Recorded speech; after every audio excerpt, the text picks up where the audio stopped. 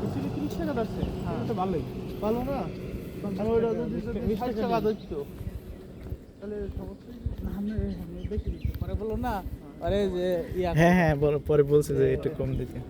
আব্দুল্লাহ একটু কম দিবে। 40 ধরতে হয়তো, তাও তো সমস্যা নেই।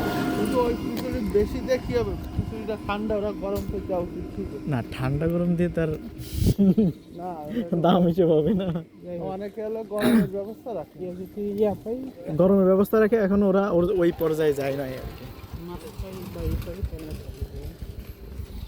বা বস্তা টস্তা তাদের খাবো। কি আচ্ছা, না মাংস খাওয়া যাবে না, আমি তাই বলতেছি। মাংস এই সকালে রাঁধতেছি, খাবো এই দুপুরে খাওয়াবে। সকালে রাঁধছে না, কালকে রাঁধছে, ঠিক আছে। মাংস মাংস কবে রান্না তার ঠিক নাই। না, এই মাংস তো কখনোই সকালে রান্না করে না, 100% শিওর। ওই হোটেলেও মাংস খাবে। আর এদের হোটেলের একটা সমস্যা কি, ধরেন একটা তেলে একটা জিনিস রান্না করছে, এখন ওই তেল মিশাতে মিশাতে যে কয় মাস আগের লকডাউনে হাঁস খাই, বুঝছেন? চীনা হাঁস আছে না একটা?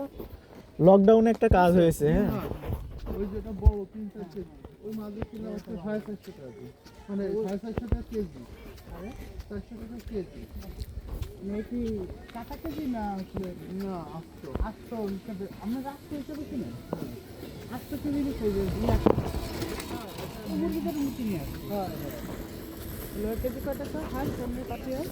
বাকি আর 300, আর ওটা হলো 450 টাকা। তারপর নাড়ি বুড়ি বাদ যাবে, ওরাই ড্রেসিং। যাই হোক, আমাদের এই যে মর্দাস আছে না পাতি হয়, এই তোমরা কি এই মাদ্রাসার?